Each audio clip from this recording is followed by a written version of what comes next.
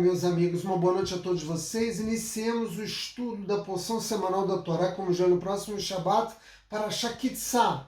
A transgressão do bezerro de ouro foi indiscutivelmente o maior erro da história judaica, erro pelo qual nós pagamos até os dias de hoje. Mas quando nós olhamos mais atentamente esse pecado, nós vamos ver que as coisas são muito diferentes daquilo que a maioria das pessoas pensam. E para comprovar o que eu acabei de dizer a vocês, eu faço uma pergunta a cada um de vocês. Ora, quantos dos 3 milhões de judeus que se encontravam no deserto perpetraram essa calamidade patética que foi construir um bezerro de ouro e idolatrá-lo? Metade do nosso povo, quem sabe 3/4, 1/3? Não. A Torá nos conta, porque os responsáveis foram presos e foram punidos. A punição para a idolatria é a morte. Foram 3.000 pessoas, as envolvidas, os judeus envolvidos, sendo que a maioria deles era parte de Erev Rav, que foram aqueles egípcios que saíram, no êxodo junto com o nosso povo, que Moshe concordou em incorporá-los e convertê-los ao nosso povo, apesar de Akadosh Baruch Hu avisar Moshe que essa não era uma boa ideia. Vejam, não foi metade, não foi 3/4, não foi 1/3, foi 0,1%. Mas apesar disso, toda a nação foi considerada culpada. É preciso entender por quê. Esse pecado, afinal de contas, ele não é conhecido como um pecado cometido por Erev Rav, ou o pecado cometido por apenas 0,1% do povo judeu, ou por apenas 3.000 pessoas. Esse pecado é um pecado conhecido como um pecado cometido por todo o povo.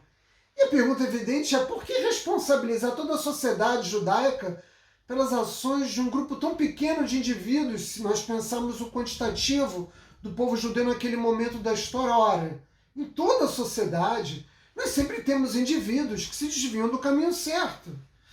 E a resposta para isso é porque um ato de idolatria dessa envergadura foi tolerado pela grande maioria dos judeus que se encontravam no deserto. A resposta a essa pergunta está justamente em compreender que a sociedade é a maior responsável pela formação dos valores, nas nossas vidas. Ora, se uma sociedade pode moldar os valores dos indivíduos, ela também deve ser considerada responsável quando ela não faz isso, quando ela é omissa. Quando um grupo de indivíduos tem a péssima ideia de construir um ídolo de ouro e não há uma resposta, uma reação imediata da sociedade, o que nós estamos dizendo, que significa efetivamente que aquela sociedade não abominava adequadamente o ato de idolatria. Se a idolatria fosse considerado um comportamento completamente ultrajante por aqueles 3 milhões de judeus, esse plano não tinha sido levado adiante, não haveria essa opção para aquele grupo tão reduzido de judeus. Essa é que é a questão, essa é a razão. A tolerância é o que justifica, o fato de que nosso povo foi como um todo considerado responsável. Por que a escravidão foi abolida no Ocidente? Porque nós, que vivemos no Ocidente, passamos a considerar a escravidão como uma prática cruel. Por isso ela já não existe mais, ou pelo menos não deveria existir mais. Se as drogas fossem vistas de uma maneira semelhante, absolutamente intolerada pelo interior da sociedade, o seu uso seria muito menos comum do que aquele que nós podemos efetivamente encontrar. Isso acontece por quê?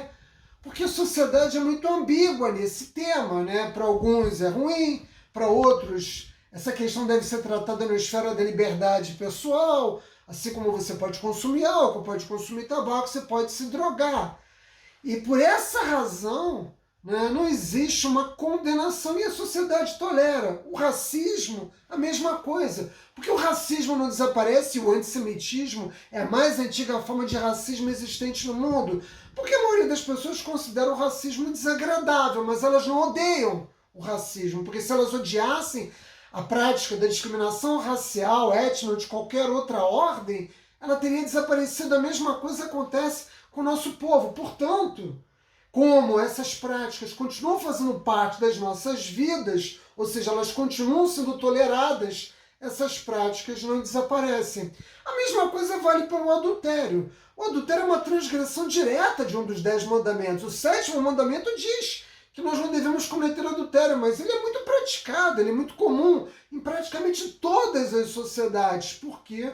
Porque aqui também a sociedade demonstra uma enorme ambiguidade. Embora seja um mandamento que ela reconhece o seu valor, ela tolera, e na medida que tolera, as pessoas continuam praticando. De modo que nós podemos concluir, né, que não basta que uma ideia seja considerada má. Ah, é uma má ideia praticar adultério, é uma má ideia praticar o racismo, é uma má ideia o antissemitismo. Só que uma má ideia não é uma condenação peremptória. Quando numa sociedade se busca a afirmação de valores, é preciso uma condenação clara. Quando existe um acordo da sociedade no sentido de condenar uma determinada prática, essa prática desaparece. Como eu disse, esse plano não é levado adiante. Não existe ação possível no interior da sociedade. Mas como isso não acontece, as pessoas se atrevem e continuam fazendo aquilo que elas consideram que é o melhor.